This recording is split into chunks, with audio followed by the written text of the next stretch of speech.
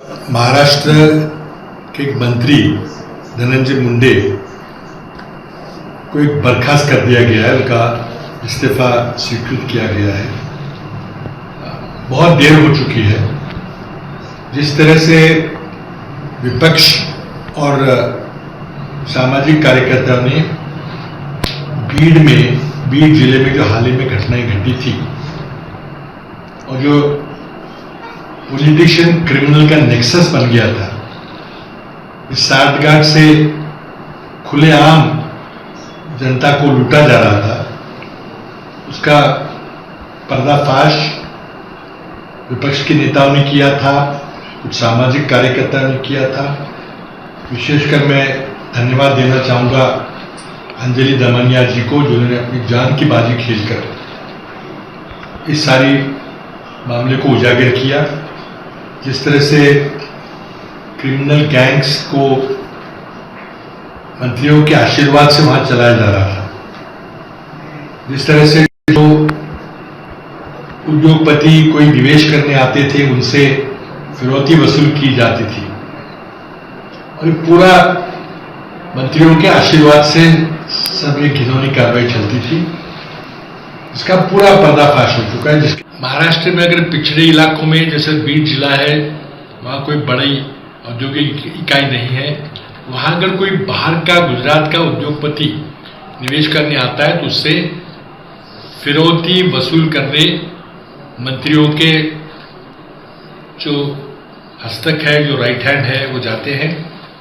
और जिसके चलते मसाजो गांव के सरपंच की संतोष देशमुख की जो निगूढ़ हत्या हुई थी, और हत्या में जिस तरह से पॉलिटिकल नेक्सस सामने आया था, पूरी महाराष्ट्र की राजनीति में हलचल मची हुई है। और उसके चलते एक जो सूत्रधार इस सारे प्रकरण में दिख रहे हैं, उनका इस्तीफा लिया गया है। मुख्यमंत्री मैं धन्यवाद देना चाहूँगा, देर हुई लेकिन आपने सही फैसला लिया।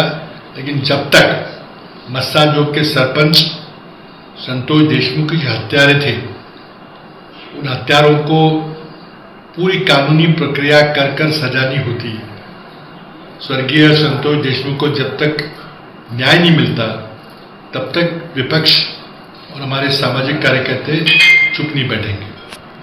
लेकिन ये एक बहुत बड़ी साजिश है।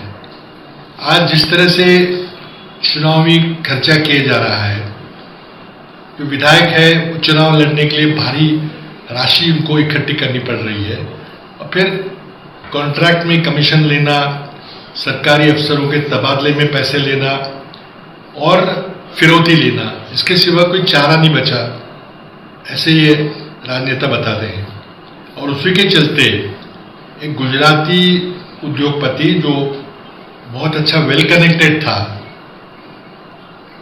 केंद्र सरकार से, उन्होंने जब बीड में विंडमिल के प्रोजेक्ट लगाने की कोशिश की, उनसे 3 करोड़ की फिरौती की मांग की गई। जब उन्होंने फिरौती देने से मना किया और सरपंच में उसने हस्तक्षेप किया कि भी अपने गांव में अगर कोई निवेश कर रहा है तो उसे करने देना चाहिए, उसे रोजगार पैदा होगा। उस सरपंच संतोष देशमुख की जिस तरह से इस गैंग ने हत्या की, निगूढ़ हत्या की, पूरी महाराष्ट्र की राजनीति पिछले 2 महीने से हिली हुई है। पहली कड़ी मुंडे जी का राजीनामा, मुंडे जी का इस्तीफा स्वीकृत किया गया है, लेकिन जो पूरा क्रिमिनल पॉलिटिशियन नेक्सस है, जब तक उसका पर्दाफाश नहीं होता, जब तक संतोष देशमुख को न्याय नहीं मिलता, जब तक संतोष देशमुख के जो हत्यारे जिन्हें जेल में रखा गया है, एक अभी भी फरार है, उन्हें पूरी कानूनी प्रक्रिया कर कड़ी से कड़ी सजा नहीं होती, तब तक महाराष्ट्र की जनता चुप नहीं बैठेगी। कांग्रेस पार्टी की ओर से परभणी से बीड तक पदयात्रा का कार्यक्रम नए अध्यक्ष ने घोषित किया है और 9 तारीख को बीड में कांग्रेस की एक बड़ी जनसभा होने वाली है। जब तक संतोष देशमुख के हत्यारों को सजा नहीं होती, तब तक ये मामला जारी रहेगा। विपक्ष और सामाजिक कार्यकर्ता इसमें भाग लेते रहेंगे। मैं धन्यवाद देना चाहूँगा अंजलि दमानिया जी को, जिन्होंने अपनी जान पर खेलकर, उनको धमकियाँ आती रही लेकिन उन्होंने सारी बात को उजागर किया। अगर अंजलि दमानिया जैसे कार्यकर्ता हर एक जिले में हो गए तो महाराष्ट्र पूरी तरह से भ्रष्टाचार मुक्त हो जाएगा। मेरी एक मुख्यमंत्री से गुजारिश है, आज महाराष्ट्र में फिरौती का वातावरण जो बना हुआ है, जो राजनेता के आश्रय से फिरौती का काम चल रहा है, महाराष्ट्र में कोई नया निवेश नहीं आ रहा है। हम देखिए कि आईफोन का एक भी कॉन्ट्रैक्टिंग कंपनी महाराष्ट्र में नहीं है, कोई नया सेमीकंडक्टर का जो सनराइज इंडस्ट्री कह जाती है वहाँ पर कोई आया नहीं। इसका कारण है कि एक बात फैल गई कि महाराष्ट्र में अगर निवेश करना है तो खतरा है, वहाँ फिरौती चलती है और राजनेताओं के आशीर्वाद से चलती है। मैं मुख्यमंत्री से गुजारिश करूँगा कि अपने कार्यालय में एक विशेष सेल बनाए।